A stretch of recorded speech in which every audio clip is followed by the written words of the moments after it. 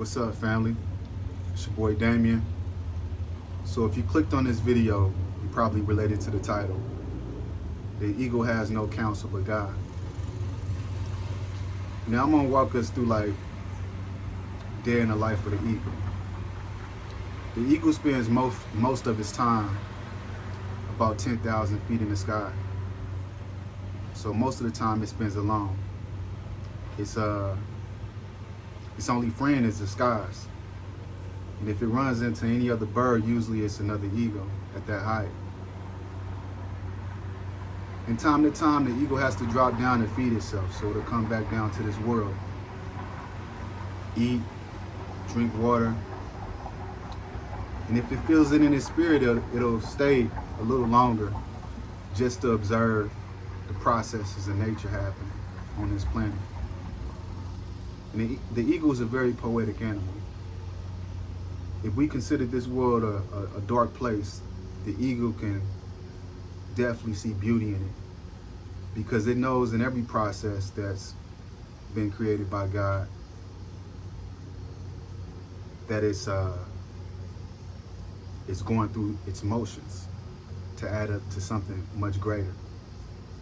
So the eagle will sit and observe all the animals in the animal kingdom do their thing. It observes the trees, the bees pollinate the trees or flowers. It'll observe the grass blowing in the wind. And it's just an observer. And once it feels that it's taking in enough stimuli down here, it knows it can never stay too long.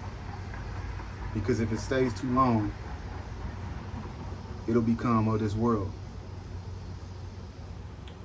And the eagle exists in a very special place because it exists of this world, but it exists out of this world also. So the eagle knows it has to go back up to the sky where it belongs. And on its way up, it's met with opposition. Ravens grip on its back, bite its neck, trying to pull that eagle back down to this world. Because one thing about ravens, we can say the ravens represent the dark forces that don't want you to leave. The dark forces that don't want you to go back up in the sky and be connected to God. These ravens bite, nibble, try to take this eagle down. This eagle continues to soar higher and higher. It never fights with processes. The eagle's in a flow. It continues to soar. And as it soars higher, it knows these dark energies can't maintain at the height it's going. So these ravens fall off. And the eagle goes back to his rightful place in the sky.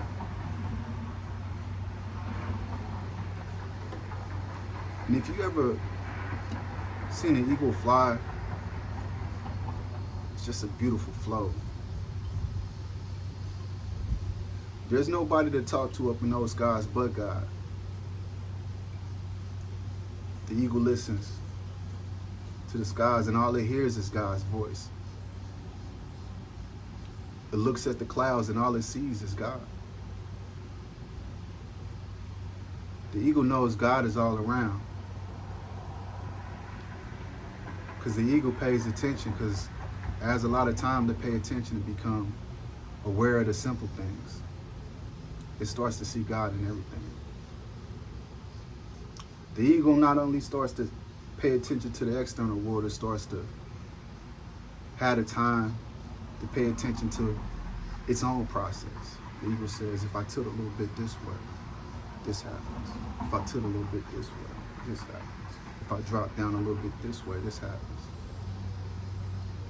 The eagle becomes highly self-aware of itself, spending time with itself. The eagle starts to look inside of itself. And one thing it realized, God is just not outside with what it can see with his eyes and what it can hear with his ears. But as a creation of God, God is within. So the eagle becomes highly self-aware. And his greatest friend and counselor is God. So sometimes God is trying to separate you from this world and take you up on a higher plane.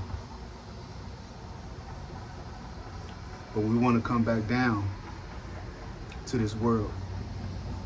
We want to be lions. You know, what is a lion?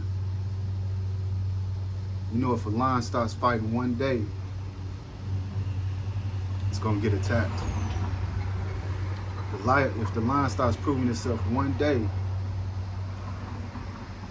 somebody's going to come after it and say, you're weak.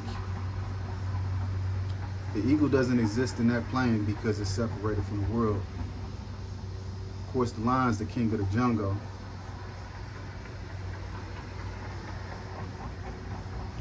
But the eagle's the king of the sky. You can relate the lion to like the alpha male, very much extroverted leader, and the eagle to like the sigma male, the internal leader. The lion very much has to have followers for it to be a leader. The eagle is leading itself, followers or not, is still going to where it's going. They're both mission oriented.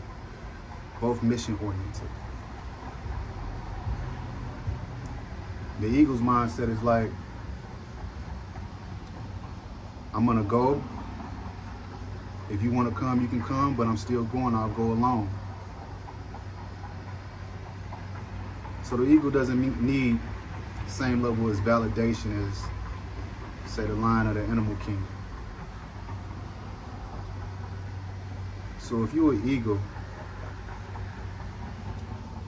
just realize God is spending very special time equipping you, molding you. That's why he's got you in those skies. And you're not as long as you think you are. And when you're skilled enough and you're equipped enough, he'll take you to a place to where there's a whole community of eagles just like you, who've done the work, who put in the time, who become masters of the path. And you eagles will sit and rejoice and discuss the journey and talk about not the pain, but talk about how beautiful it is.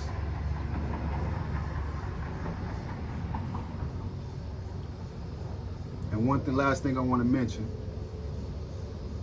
God can work very mysteriously.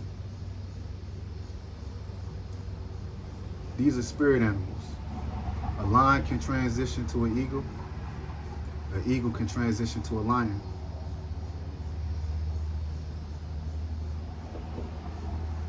So as freedom is what you seek, you're going to have to soar high. And at times you're going to have to soar alone. But you're going to have the greatest friend, the greatest counselor. And that's God. I'm out.